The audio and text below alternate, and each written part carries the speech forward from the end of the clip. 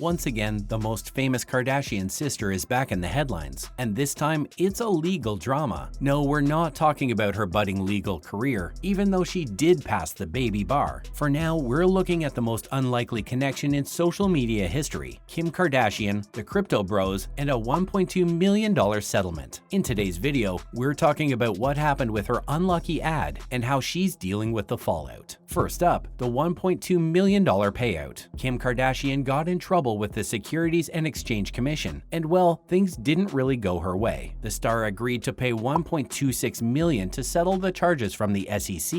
And well, while they cited misleading promotional charges, there was actually a lot more to it. She had been paid $250,000 from Ethereum Max to promote it, and she'd conveniently forgotten to mention this in her original post. The SEC said that Kim had been cooperative with their investigation, and she'd paid up with no protest. This is probably because the star understands that what she did was wrong and illegal and wants to get herself out of the mess ASAP. The director of the SEC's Division of Enforcement said in a statement that there are pretty tough laws surrounding the promotion of crypto assets, and it's just not enough to say that the post is an ad. The celebrity, or anyone for that matter, also has to be open about the exact amount of money they're receiving for it and where exactly it's coming from. On top of this, Kim also can't promote any kind of crypto asset securities for at least 3 years. And according to reports, she's agreed to this condition as well. Over on her side, her lawyer stated that she was pleased to have been able to solve the matter smoothly and that she was willing to do anything else they asked for. It might be good news that she finally realized what she did was wrong, but who wouldn't when you have to pay 5 times as much as the compensation you got? Reeling it back to what exactly did Kim do? Whenever there's something new being talked about everywhere, you can bet that the Kardashians will have a say in it, and it'll usually reach a lot of people, what with their hundreds of millions of combined followers. In June of 2021, as the cryptocurrency craze was heating up more and more and getting stronger than ever, Kim stepped in with her 2 cents on it all. At the time, she had 250 million followers on Instagram, which is an insane number of people to be promoting something to. This time, it wasn't the latest fitness tea or hair growth candy, it was an investment idea. She started it off pretty innocently, asking if her followers were into crypto, and then going on to clarify that she wasn't giving out any financial advice. She made it seem like a casual conversation by saying that she was just sharing what her friends had told her about the currency specifically, which happened to be the Ethereum Max token. But the reality TV star did keep things clear by tagging her post as an ad on Instagram, and things seemed to be fine. That is, until people started to call her out on the fact that she wasn't qualified to be giving investment advice. One big name was the head of the UK's Financial Conduct Authority, Charles Rendell, who said that her reach was huge and that Ethereum Max hadn't even existed about a month before Kim's post. Now, things were starting to look a little shady. Next, things started getting messy. Come January 2022, there was a lawsuit prepped and ready for the businesswoman. Kim, along with boxer Floyd Mayweather and basketball player Paul Pierce, were all being sued by investors in the currency, saying that the celebrities had ganged up with the cryptocurrency to mislead their followers and promote the product. The lawsuit accused Ethereum Max of a pump and dump scheme, which is where marketing, like big celebrity promotions, is used to drive up the price of something so it can be sold to investors for a huge profit. People and lawyers both started accusing the company of using misleading marketing and endorsements from celebrities to fool investors, especially because the Floyd Mayweather versus Logan Paul boxing match was used as another way to promote it. Ethereum Max fired back right away, saying their Kim K ad wasn't trying to get people to invest, it was literally just spreading awareness about the newest crypto token on the market. But the main issue was now that the currency had increased an incredible 1,300% in value since Kim's post, and it had fallen to an all-time low barely a month after it, which allowed people to make a ton of money from selling it off. Things seemed to be quiet for a while until it got fired up again later in 2022, and Kim found herself in some serious legal drama, something she didn't know would end up costing her a lot, $1.2 million to be exact. Plus, there's some bad news for Ethereum Max hopefuls. We hope not many people were convinced by Kim's post to invest in the asset, because as of now, Ethereum Max has lost 95% of its worth in the 16 months since Kim promoted it. This means that if you invested $100 when the currency was at its peak, your money is worth about $5, which is a pretty massive loss even if you don't think too hard about it. The currency is essentially worthless at this point, and investors are understandably mad about about it. The point is that currencies like EMAX rely on hype from celebrities like Kim and Mayweather, but that dies out pretty quickly. Specifically, EMAX isn't even a currency. It's a token that uses the Ethereum currency's ledger to record sales. So technically, it's an altcoin. As we mentioned earlier, celebrities get things hyped up, and it inflates the price of the token. They aren't as stable as the older ones like Bitcoin, which reached an incredible high of $69,000 per coin in late 2021. When altcoins like EMAX enter the chat, it's only a matter of time before investors stop buying and start selling. This makes prices drop back down, and suddenly people's money is worth nothing. This is exactly why they chose to sue in the first place, even though both the Kardashian and Mayweather legal teams say there isn't enough evidence to prove that anyone was actually persuaded by the stars to invest. But one little piece of proof did mess things up. There's been data that found that Kim's post reached 1 in 5 US adults and a whopping 30% of people who already owned crypto. After all, her followers rose by about 80 million from the time of her ad to now, so it's not really surprising for anyone. Moving on, here are the other updates from the star's life. First, is Kim Kardashian bringing skinny back? We've already talked a lot about Kim's dangerous and toxic weight loss plan, where she found herself dropping pound after pound in a matter of weeks. This started as a way to fit into Marilyn Monroe's dress for the Met Gala, but it quickly turned into a complete lifestyle change for the reality TV legend. Recently, Kim appeared on The Late Late Show with James Corden, wearing a silver dress that showed off her curves, or lack of them. Viewers barely cared about the actual content of the interview or the skits she did. Their attention was focused on the fact that the curvy, hourglass figure she was known for had disappeared, and now she looks stick thin. There were even rumors about breast reduction surgery, but the bigger conversation was about her bringing eating disorder culture back. It was huge in the early 2000s, and it permanently influenced many people, especially